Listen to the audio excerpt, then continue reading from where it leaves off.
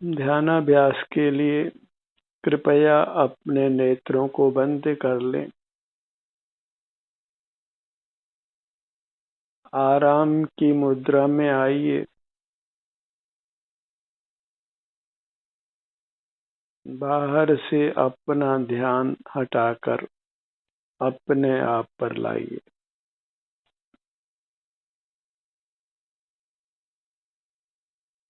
अपने से युक्त रहिए।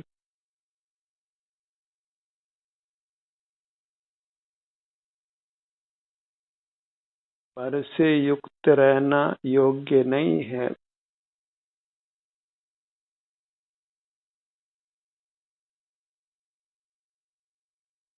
पर पदार्थ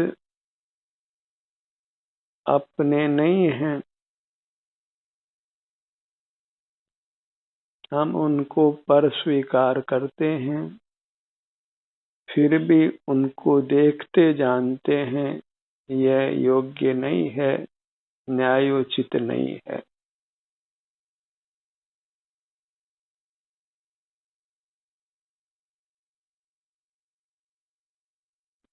अपने से युक्त रहकर जीना ही सही जीना है, सुखद जीना है। पर से युक्त रहकर, पर सन्मुख रहकर जीना सही जीना नहीं है।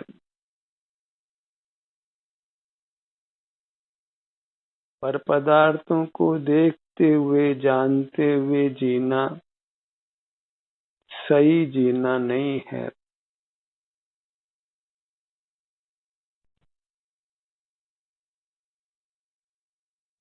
अपनी वस्तु, अपना स्वरूप, अपनी आभ्यंतर काया है। उसी का अनुभव करते हुए जीना सही जीना है।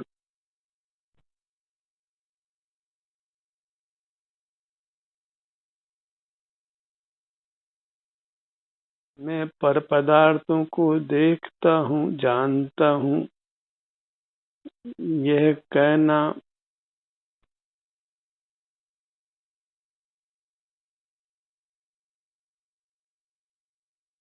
ठीक नहीं है।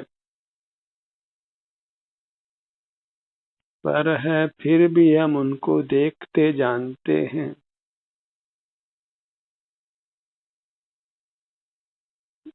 इसी से हम संसार में नाना दुखों को भोगते हैं।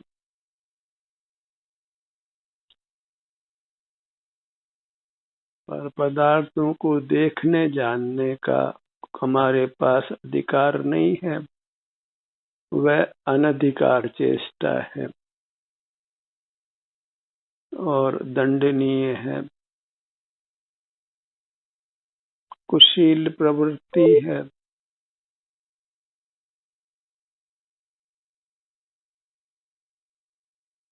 पर पदार्थ चाहे चेतन हो या अचेतन हो, उनको देखना जानना उनकी गोपनीयता को भंग करना है।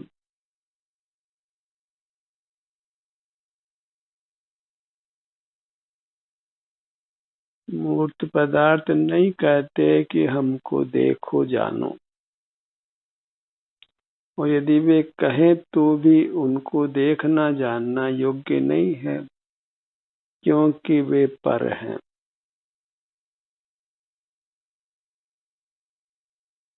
सिर से पांव तक अपनी आभ्यंतर काया ही स्वद्रव्य है, आप है।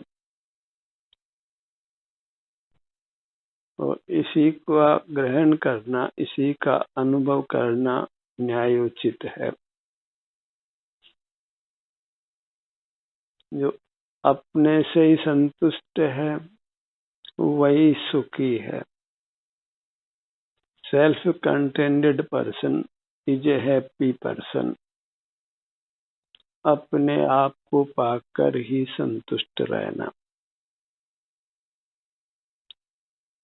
कुदरत ने हमको भोगने के लिए अपनी अमूर्त काया दी है, उसी को भोगना योग्य है। पर पदार्थों को भोगना कभी योग्य नहीं है।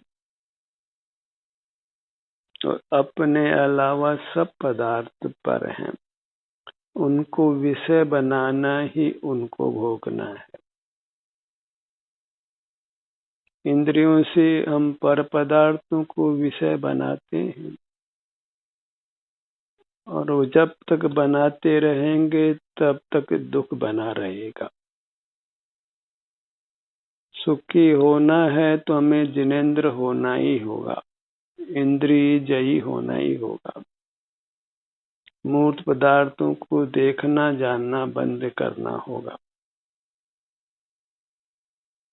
मूर्त पदार्थों को देखना जानना मूर्त इंद्रियों के पराधीन होने से उसमें सुख नहीं है। स्वाधीनता से केवल हम अपना ही अनुभव कर सकते हैं।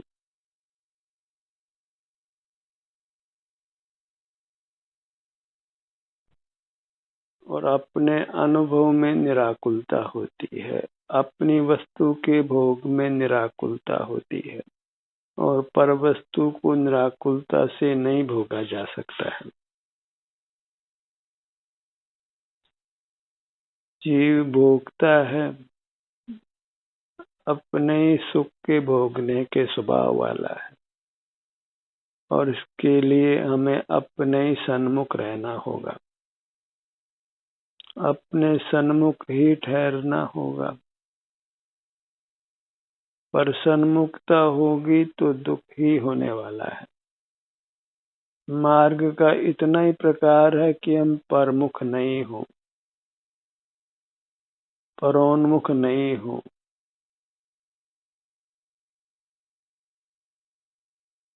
भाई बाह्य पदार्थों को पर पदार्थों को हे कहा जाता है, क्योंकि वे पर हैं, हमारे नहीं हैं। उनको उपयोग में लेने से हमको कर्मों का बंध होता है, आकुलता होती है, और वह न्यायप्रद भी नहीं है। इंद्रियों से ज्ञान करना, मूर्त पदार्थों को जानना न्यायोचित नहीं है।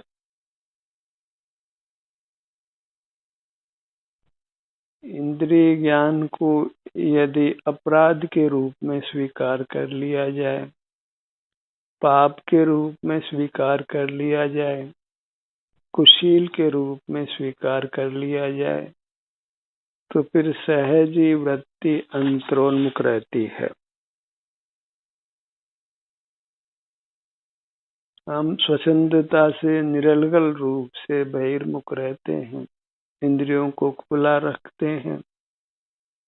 फिर भला संसार क्यों न हो, दुर्घटनाएं क्यों न हो, रोग क्यों न हो, क्षुधा त्रसा बंधन आदि नाना दुख क्यों न हो।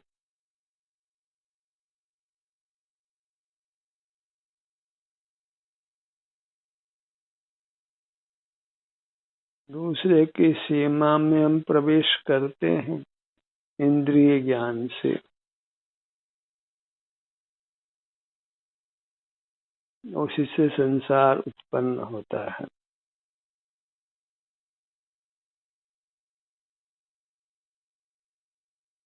हमें अपने में अपने सन्मुख रहकर गुप्त रहना होगा। गुप्त रहकर ही अपने सुख को भोगा जा सकता है। जो सुख महान है,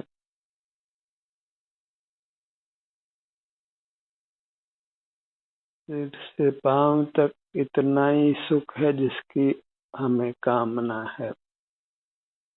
अपने सन्मुख रहकर ही हम सुख को भोग सकते हैं, विषयों को भोग कर कदापि नहीं। मूर्त पदार्थों में ही कुछ अच्छे हैं, कुछ बुरे हैं, ऐसा भेद मत करिए। कुछ पदार्थ सेवन करने योग्य हैं, कुछ पदार्थ सेवन करने योग्य नहीं है। ऐसा भेद मत करिए। कोई पर पदार्थ सेवन करने योग्य नहीं है। पर पदार्थों को सेवन करने योग्य स्वीकार करना माने अपराध को स्वीकार करना।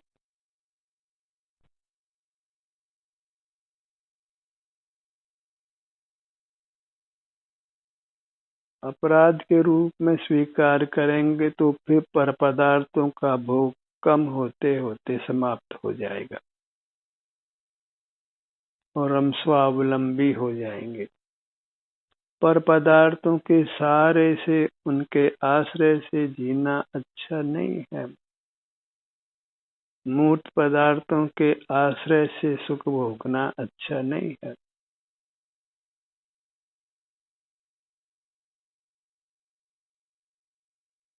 असहाय रूप से जीना, किसी पर की सहायता के बिना अपने ही अवलंबन से, उसी में हमारा स्वाभिमान है। हमारे स्वाभिमान की रक्षा होती है और जहाँ हम पर सन्मुख होकर पर का आश्रय करते हैं, वहीं हमारा स्वाभिमान नष्ट होता है और हम पामर हो जाते हैं, गरीब हो जाते हैं, हीन हो जाते हैं। फिर कहीं न कहीं हमारे में इन्फीरियरिटी कॉम्प्लेक्शन आता ही है। कहीं न कहीं किसी न किसी हृदय के कोने में हम अपने आप को हीन मानते हैं और वास्तव में पर सन्मुख होने पर हमारी अवस्था हीन हो भी जाती है। हमारी अवस्था उच्च महान तभी होती है जब हम अपने सन्मुख रहते हैं, अपने ही अवलंबन से रहते हैं, अंतर्मुख रहते हैं, अपना ही आलंबन करते हैं। स्वपर का विभाग करना इतना ही सम्यक ज्ञान है और पर में ही भेद करके किसी पर को अच्छा मानना, किसी पर को बुरा मानना, ये कदापि योग्य नहीं है। क्योंकि किन्हीं पर पदार्थों को अच्छा मान लेने पर फिर उनकी सन्मुखता तो होने ही वाली है और वह हमारे स्वोन्मुखता में विघ्न रूप है। स्वोन्मुखता को रोकने वाली है, समाप्त करने वाली है, मोक्ष मार्ग का नाश करने वाली है। पर पदार्थों का ग्रहण करना एक बात है, उनको ग्रहण करने योग्य मानना दूसरी बात है। आसक्तिवश हम किन्हीं पर पदार्थों का आश्रय करते हैं, पर उनको अच्छा मानना, सेवन करने योग्य मानना कदापि योग्य नहीं। अपने अलावा कोई पदार्थ सेवन करने योग्य नहीं है, देखने जानने योग्य नहीं है। इसी मान्यता के साथ, इसी श्रद्धान के साथ मोक्ष मार्ग चलता है। अपने आभ्यंतर काया के अलावा कोई पदार्थ हमारा नहीं है, वह प्रकट ही पर है। सिर से पांव तक ये आभ्यंतर काया स्व है और बाकी सब पर है। यह तो अत्यंत स्थूल ज्ञान है जिसको भी हम स्वीकार नहीं कर पाते और लोक व्यवहार में ये मेरा पिता है, ये मेरी माता है, ये मेरा पुत्र है, ये मेरा भाई है, ये मेरा धन है, ये मेरी जायदाद है। बहिर्मुखता में ऐसा पर पदार्थों में जो हम स्वामित्व धरते हैं, ममत्व करते हैं, अहंपना धारण करते हैं, उसी से बहिर्मुखता बनी रहती है। जिसको किसी भी रूप में अपना मान लिया जाए तो फिर सहज ही उसके सन्मुखता बनती है। उसके प्रति राग भाव जागृत होता है, मोह जागृत होता है। फिर वही मोह, वही राग हमको अपने सन्मुख नहीं होने देता। और अपने सन्मुख हुए बिना मोक्ष मार्ग नहीं बनता है।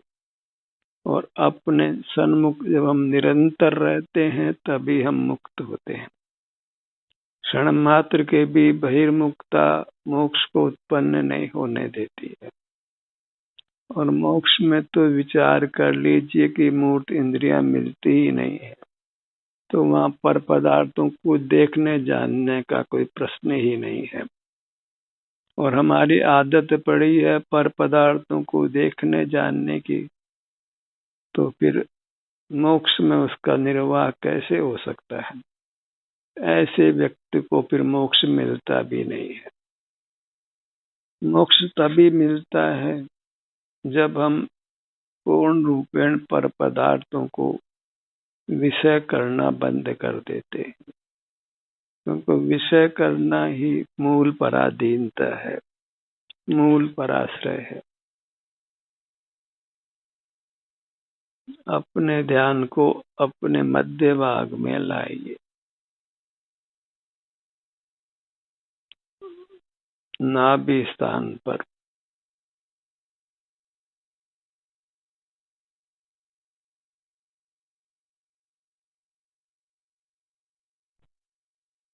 पेट का ऊपर आना और भीतर आना, इसको महसूस करिए।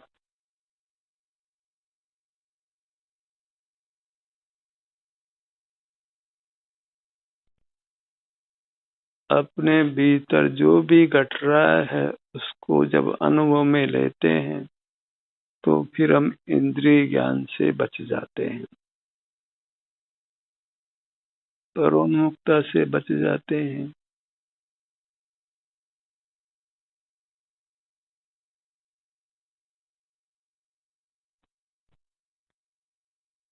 पूरा पेट का भाग,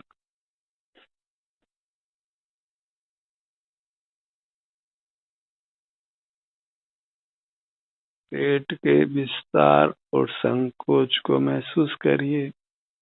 और पेट में आराम या वेदना की जो भी स्थिति है वह आपके अनुभव में आती है, तो उस अनुभव से संतोष धारण करिए।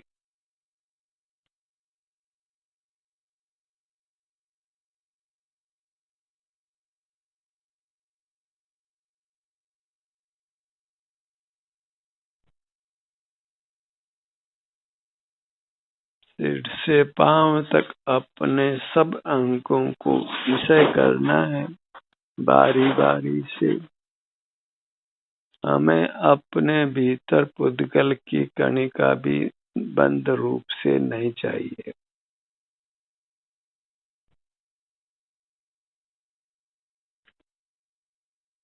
अशुद्धि का कण भी हमारे सुख को रोकता है। पुद्गल की कणिका भी हमारे साथ बंदी है, तो वह हमारे पूर्ण सुख में व्यवधान उत्पन्न करती है।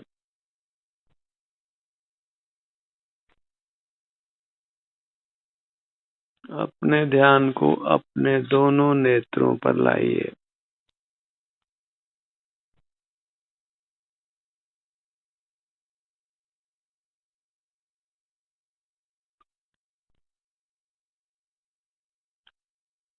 नेत्र युगल, आभ्यंतर नेत्र, आभ्यंतर अमूर्त काया और उसके अंग उपांग, इसी में अपनापन धारण कर इसी के सन्मुख रहिए। अपने सन्मुख रहकर ही हम सुखी जीवन जी सकते हैं।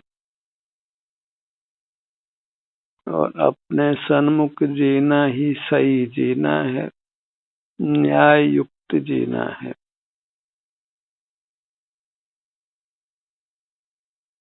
नीति पूर्वक जीना है, ईमान पूर्वक जीना है।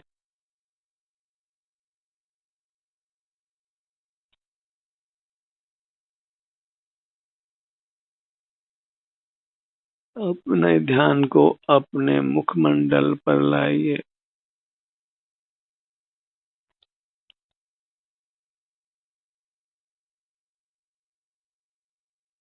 मूर्त रूप हमारा नहीं है, क्योंकि हम मूर्त स्वभावी नहीं है।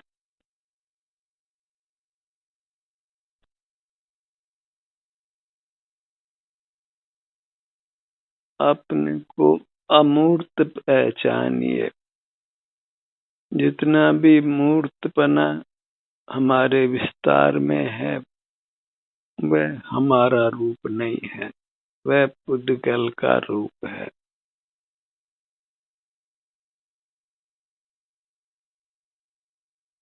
और पुद्गल के रूप में कुछ भी हस्तक्षेप नहीं करना है,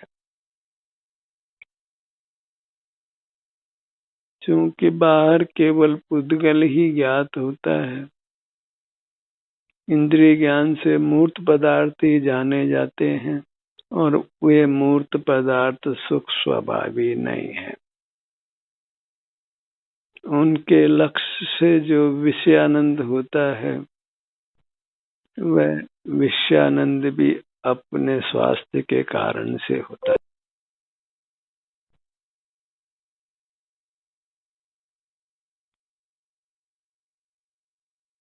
जितने अंशों में हम अपने में स्थित रहते हैं, उतने अंशों में ही हम अंतरंग बहिरंग सुख को पाते हैं।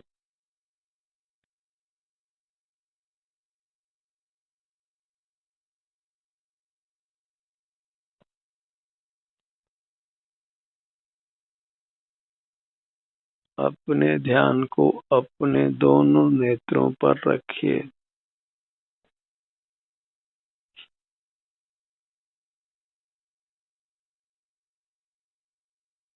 पलकों से नेत्रों को बंद रखिए।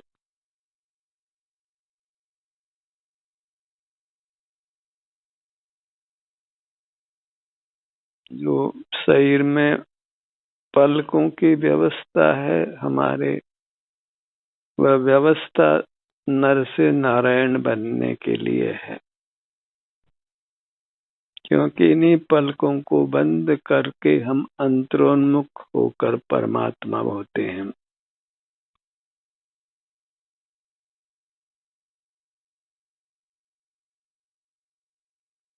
नेत्रों के भाग में आराम, वेदना, जो भी स्थिति है, उसी को अनुभव में लीजिए। आभ्यंतर काया के आराम वेदना की स्थिति को भी हमने भूतकाल में भोगा है, पर अल्पकाल के लिए भोगा है। और मोक्ष मार्ग में पुनरावृत्ति की आवश्यकता है।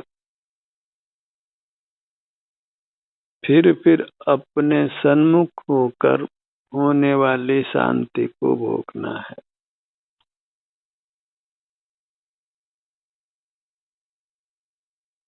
Repetition is a quality in meditation. पुनः पुनः हमें अपने ही अंग उपांगों के सन्मुख होना है।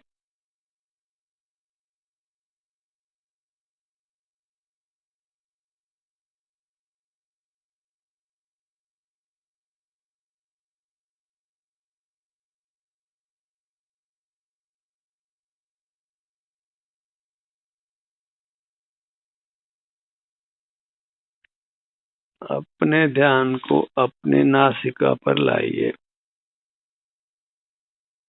नासाग्र दृष्टि कीजिए।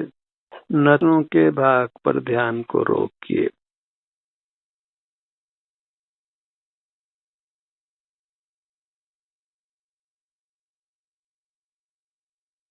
पुनः पुनः बीच में अपने ध्यान को पूरी काया पर लाइए। सिर से पांव तक लाइए। पुनः पुनः अपने ध्यान को अपने पेट पर, पेट के संकोच विस्तार पर लाइए। जब भी मन चंचल हो तो अंतर यात्रा की गति बढ़ाइए। एक स्थान पर अल्प ठहरिए।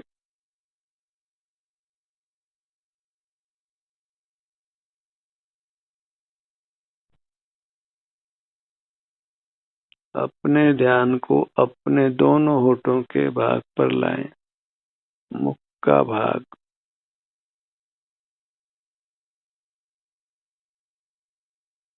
पूरा मुखमंडल, सिर से नीचे, गर्दन से ऊपर, सिर से ठुड्डी तक, बाएं कान से दाएं कान तक,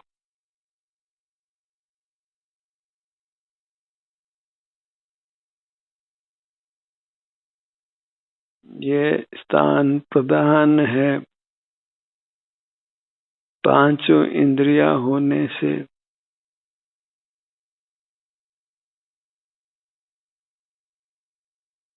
क्योंकि इनके उपयोग से ही हम संसार में नाना दुख भोगते हैं।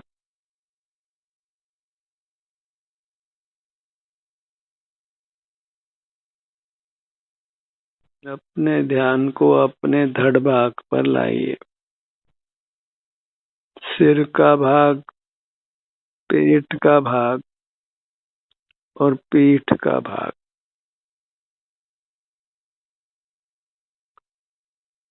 अपने ध्यान को अपने पसलियों के भाग पर लाइए।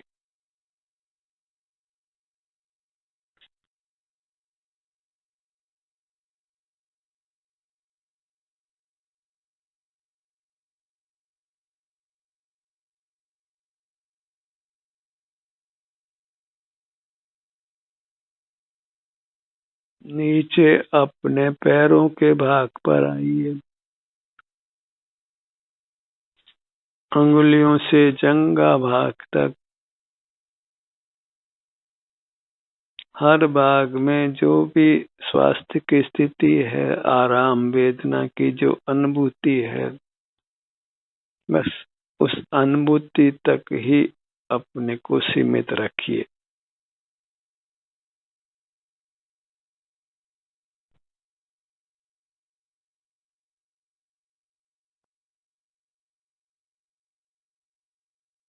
अपनी पूरी मुद्रा की रुचि रखिए, प्रीति भाव रखिए,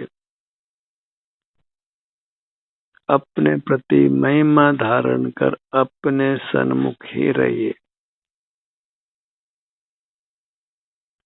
ध्यान का ये सत्र यहीं समाप्त होता है। आपकी सहभागिता के लिए धन्यवाद।